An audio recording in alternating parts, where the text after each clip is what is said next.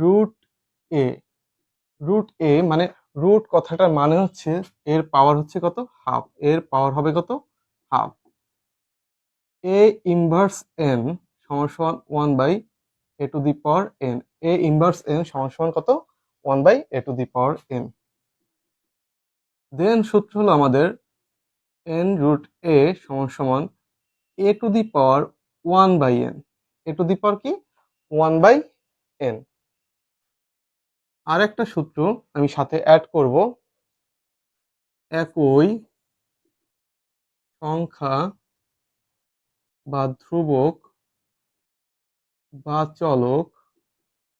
এখন খেয়াল করুন, সংখ্যা জিনিসটা আমরা আগে জেনেছি, ধ্রুবক চলক এ দুটো জিনিস আসলে কি। ধ্রুবক হলো যার মান পরিবর্তনশীল নয়, মানে কি যাকে আপনি পরিবর্তন করতে পারবেন না, সেই হবে কি ধ্রুবক। আর চলক হচ্ছে যার মান পরিবর্তনশীল, সে হচ্ছে কি চলক। তাহলে একই সংখ্যা বা ধ্রুবক বা চলক যদি গুণ আকারে থাকে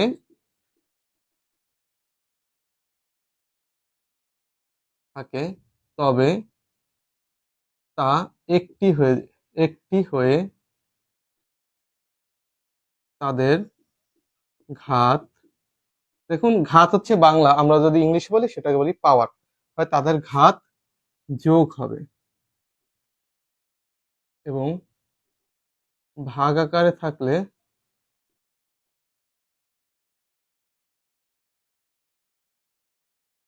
বিয়োগ হবে, ঘাত বিয়োগ হবে।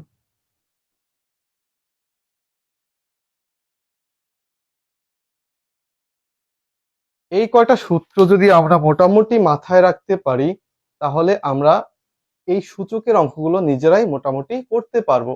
তবে আমি একটু আপনাদের উদাহরণ দেই, বিশেষ করে এটার যে একই সংখ্যা বা ধ্রুবক বা চলক যদি গুণাকারে থাকে তবে তা একটি হয়ে তাদের ঘাত যোগ হবে এবং ভাগ আকারে থাকলে ঘাত বিয়োগ হবে। আসলে দেখুন, আমরা যদি a⁴ into a square into a লিখি তাহলে কি হয়, তাহলে খেয়াল করুন a⁴ মানে কি, আমরা কি বলেছিলাম, যদি ধ্রুবক বা চলক যদি গুণাকারে থাকে তবে তা একটি হয়ে যাবে, তাহলে এ হয়ে যাবে কি, একটি এ হয়ে গেল। তখন তাদের পাওয়ার যোগ হবে, অর্থাৎ কি 7+2, আর যেহেতু এটা একক এ আছে তার মানে কি এর পাওয়ার আমরা মনে মনে 1 ধরে নেব, তাহলে কত হবে 7+2+1, অর্থাৎ কি a⁴ 10 হবে। আশা করি আপনারা উদাহরণটি বুঝতে পেরেছেন। একইভাবে আমরা যদি a⁴ ডিভাইডেড বাই যদি a⁵ দেয়, অর্থাৎ কি ভাগ আকার আছে, তাহলে কি হবে, পাওয়ার বিয়োগ হবে, a⁴ - 5 সমান কত, a স্কয়ার। তাহলে আমার এই কথাটার মানে আশা করি আপনারা সকলেই বুঝতে পেরেছেন। আশা করি এতে আপনাদের কোনো সমস্যা হবে না। তো দর্শক দেখুন, আমরা আরেকটু সূত্রে যাই। a⁴0 সমান 1, a⁴0 সমান 1, এটাও আমাদের কাজে লাগবে। তবে এখানে একটা কোশ্চেন আছে, a⁴0 সমান সমান 1 কেন হলো। আসলে এটা আমরা কখনো স্যারেদের কোশ্চেন করি না যে স্যার আসলে a⁴0 সমান সমান কেন 1 হলো। তবে আমি আমার আগের ভিডিওতে এই সম্পর্কে আপনাদের ধারণা দিয়েছি, তবে আজকে যেহেতু আমি বেসিক দিচ্ছি তাহলে আবার আমি একটু এটা সম্পর্কে আপনাদের ধারণা দিই। আমরা জানি কি 5 - 5 সমান কত আসে, 0। n - n সমান 0, অর্থাৎ কি আপনি কোনো সংখ্যাকে যদি ওই সংখ্যা দ্বারা বিয়োগ দেন, অথবা কোনো চলককে ধ্রুবককে যদি তাদেরকেই মানে ওই ধ্রুবক বা চলক দ্বারা যদি আপনি বিয়োগ দেন তাহলে কত আসবে, 0 আসবে। তাহলে আমরা এখানে a⁴n - n লিখতে পারি জিরোর ক্ষেত্রে।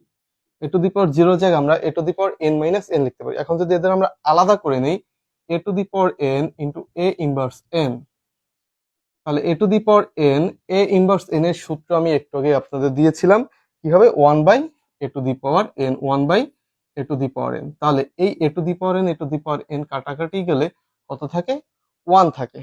আশা করি আপনারা এটা বুঝতে পেরেছেন কিভাবে a⁴0 1 হলো। তাহলে এই কটা সূত্র যদি আমাদের থাকে জানা, তাহলে আমরা 4.1 সূচকের অঙ্কগুলো করতে পারবো। তাহলে দর্শক দেখুন, আসলে সূচকের চাপটা সকল অঙ্ক তো করানো সম্ভব নয়, আমি বেছে বেছে কিছু অঙ্ক বা নিয়ম শেখাবো। আশা করি এই অঙ্কগুলো করলেই আপনারা মোটামুটি বাকি অঙ্কগুলো নিজেরাই করতে পারবেন। তারপরও আপনাদের যদি কোনো অঙ্কে সমস্যা হয়ে থাকে তাহলে কমেন্ট বক্সে জানাবেন অথবা আমাকে মেসেজ করে জানাবেন।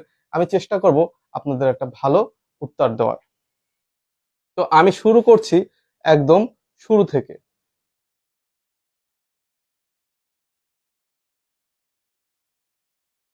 তো খেয়াল করুন, আমি যদি 4.1 এর একদম 1 নম্বর অঙ্কটা করি, তাহলে আমি যদি 1 নম্বর অঙ্কটা করি, 1 নম্বর অঙ্কটা আছে কি আমাদের 7 to the power 3 into 7 inverse 3 divided by 3 into 3 inverse 4, 3 into 3 inverse 4, এটা আমাদের একদম প্রথম অঙ্কটায় আছে।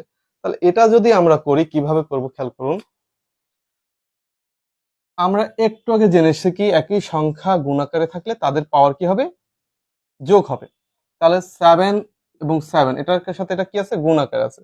তাহলে 3, আর যেহেতু যোগ করব প্লাসে মাইনাসে মাইনাস লিখতে পারি 3 minus 3।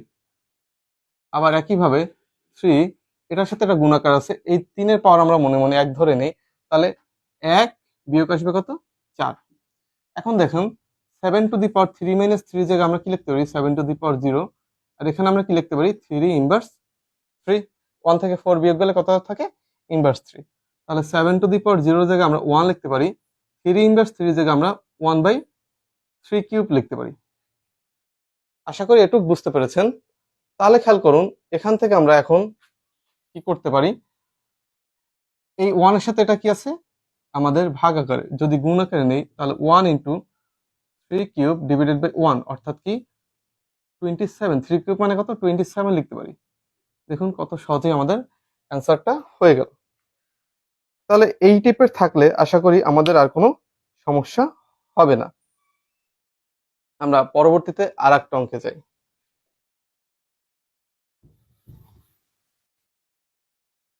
এবার আমরা করাই 2 নম্বর অঙ্কটা। খেয়াল করুন, এটাকে আমরা কি করতে পারি, √3, বই বের করো,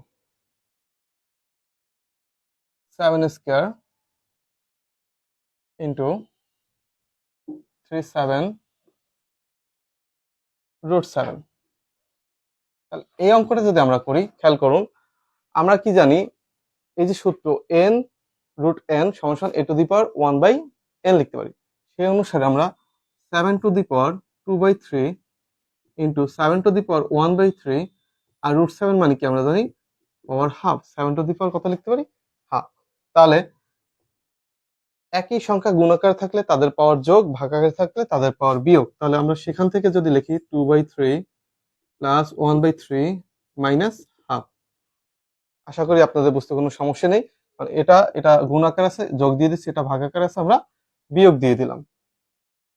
এখন খেয়াল করুন, আমরা যদি লসাগু করি, 3 3 2 এর লসাগু কত, 6। 3 দুগুণে 6, 2 দুগুণে 4, 3 দুগুণে 6, 2 অক্ষে 2, 3 দুগুণে 6, 3 অক্ষে 3।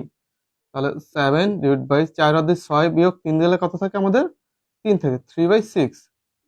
তাহলে সমান সমান 7 to the power হাফ লিখতে পারি।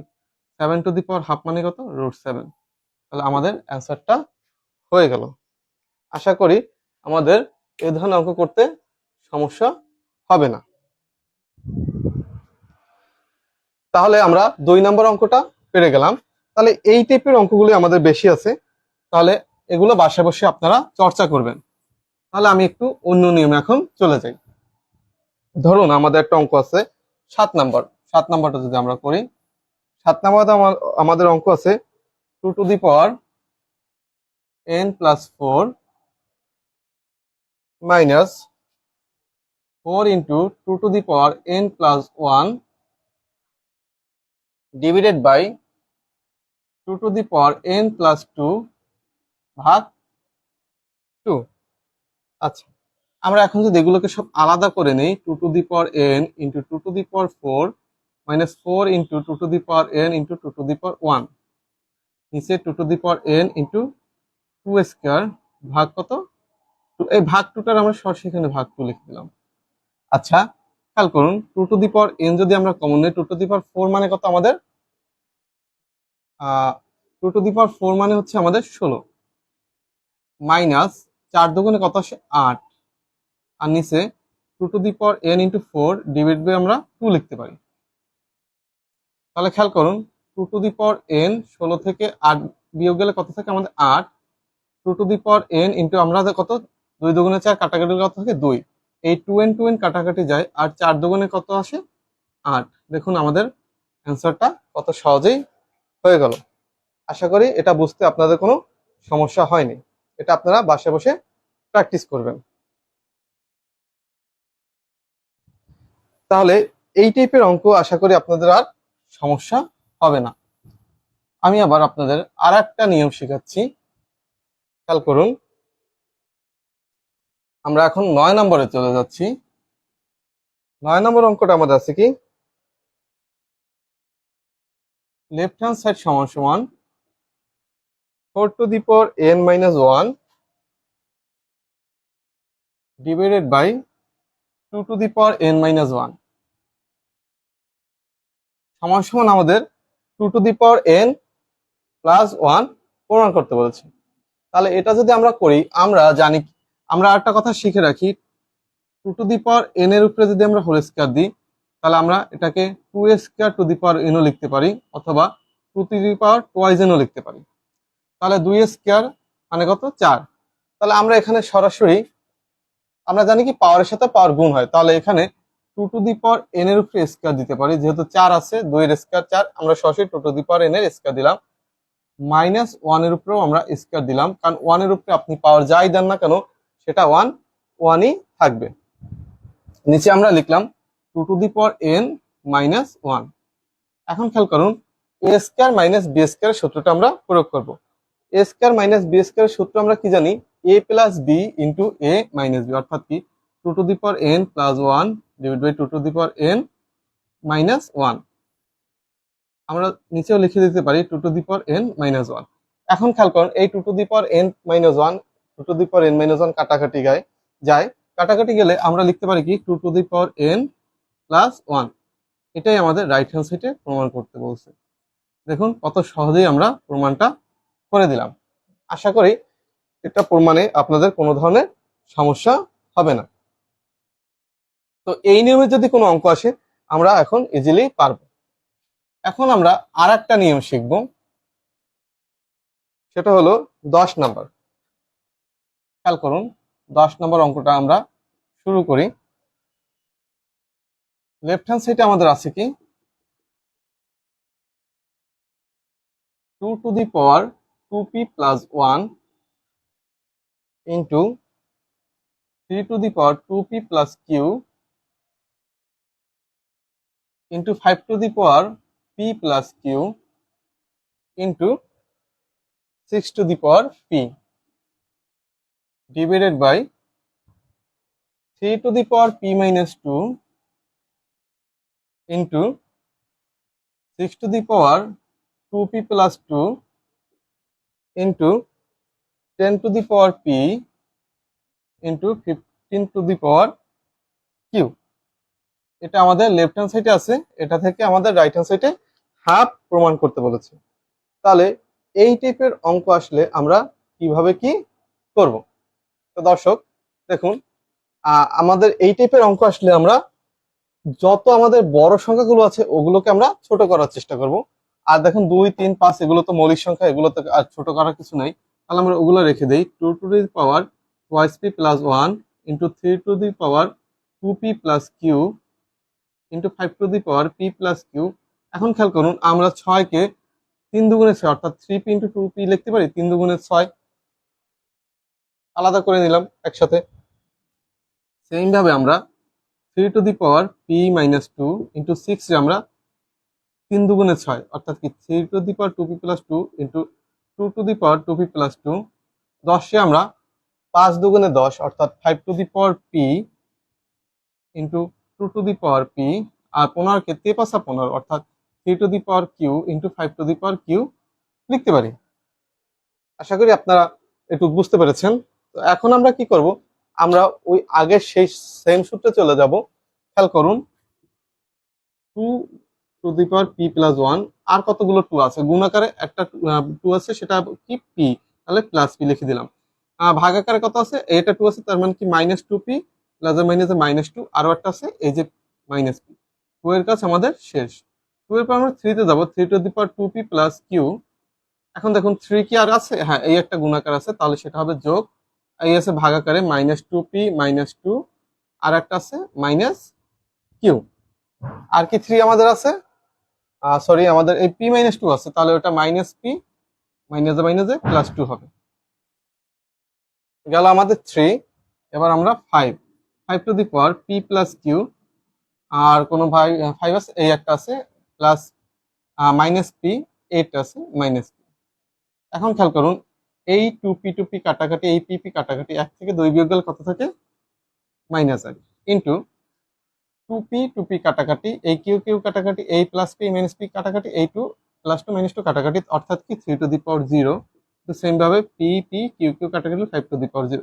টু ইনভার্স মানে কত? হাফ ইন্টু 1 ইন্টু 1 সমান কত আসলে আমাদের? হাফ সমান রাইট হ্যান্ড সাইড।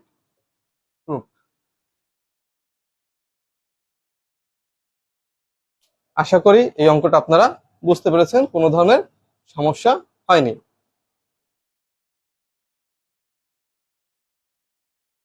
তো এটা আমি মুছে ফেললাম।